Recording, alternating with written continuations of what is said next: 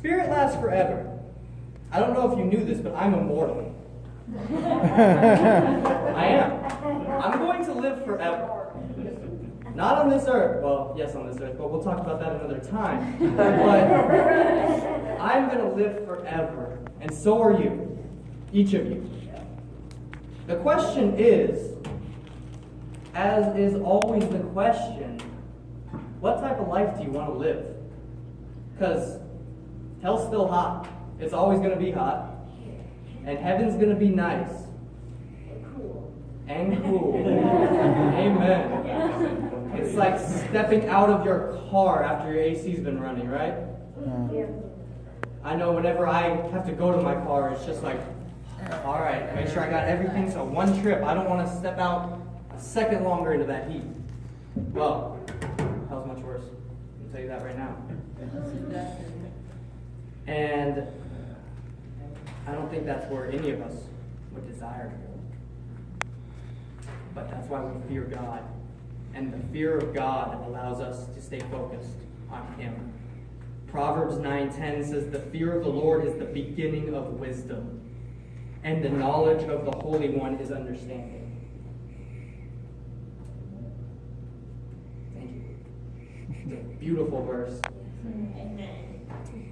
Fear of God is the beginning of wisdom. Fear the Lord your God. Keep Him holy and revere Him. He is the only thing that we should fear. But the disciples were not afraid of Him. Because if they were afraid of Him, they'd realize how offensive their doubting was. Whenever you're worried about what's going on in your life, it's almost like you're offending God. And I'm not going to say that that means you're like sinning or anything. We always worry, but we shouldn't. Because worrying is taking control from God and putting it on ourselves. And that's what these disciples were doing when they see Him coming and when they're afraid of the winds and the waves and they're focused all around. That's the problem. That's the problem with fear right there. It gets us focused on the problems instead of the problem solver. Number 3. So the first 2 steps we already have. Spend alone time with God. Don't fear. Number 3 is to take courage. And this is that focusing on the power of God.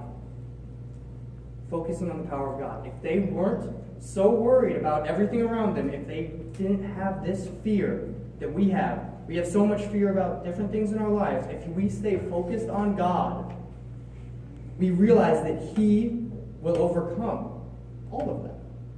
It may not be in the way we want.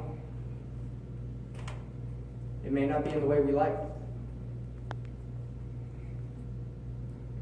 Many times I've prayed for something and then exactly what I prayed not to happen happened.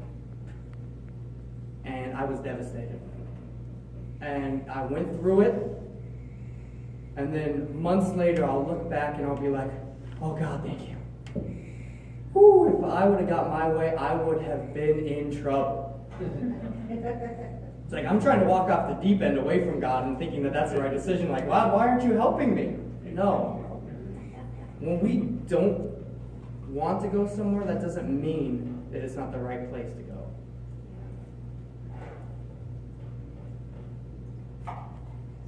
His ways are much higher than our ways. They had to take courage, the disciples. If they took courage, focused on God, didn't focus on the problems, their lives would have been much easier at that point. Can you imagine that? How this story would have been different?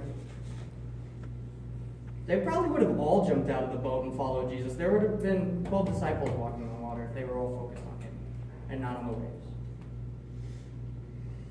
Peter, as the leader, very brash, man, very bold. A lot of the times he acted before he thought. And every time he spoke before he thought. So, I like him. yes. He's a good example. A lot of times the things not to do. But in this case, he does an awesome job. I just picture him just like tripping over the boat, falling out, just stumbling out onto the waves before he notices really where he's at. And, that's not a bad way to act. That's not a bad way to be that zealous to want to approach God that bad. But we don't do that because we're not very courageous these days. We focus on our problems and we don't have that faith through focus. We don't focus on the power of God that he can overcome. John chapter 16, verse 33 says, "These things I have spoken to you so that in me you may have peace. In the world you have tribulation." Anyone have tribulation in the world? All right, well then focus up on the next part. "But take courage, I have overcome the world." Amen. I have overcome the world. I have overcome the world. I have overcome the world. Focus on that. That is what Jesus is saying to his beloved disciples, the ones that he cares about. He's saying, this world's going to tear you apart. This world's going to beat you up. This world is going to hate you. You won't be accepted. We want acceptance so bad. All these things that we want, the world is going to reject and not give us. It won't give us anything that we need, want, desire, anything that's good for us. But it's okay. Take courage to walk on the waves through life. Because he has overcome the world. When we're focused on his power, we know that we can overcome the waves and the wind as well. The fourth step. So far we have alone with God, alone time with God. Number 2 is not fearing anything inappropriate, only fearing God. Number 3 is taking courage and focusing on the power of God. Notice they're all God related. It's pretty important. And number 4, faith in Christ. Peter had faith. Even for just a split second, he had amazing faith.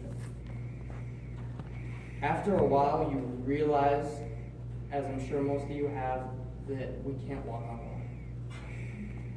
No matter how many times you're going to jump into that pool, never ever will you just land on top. It's not going to happen unless it's frozen, and then you should have been smarter than jumping into the pool.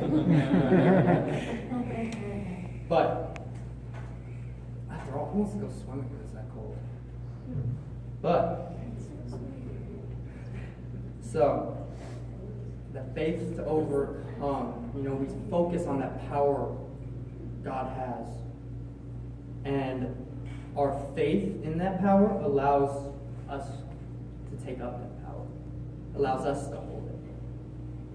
James 1:2-4, "Consider it all joy, my brethren, when you encounter various trials, knowing that testing of your faith produces endurance, and let endurance have its perfect result, that you may be perfect and complete, lacking in nothing." When you're going through problems, take joy in it. Take courage and take joy that God is going to get you through and make you stronger because of it. That you may be perfect and complete, lacking in nothing. Anyone ever read a self-help book here? Anyone ever needed help here? Ever asked for help?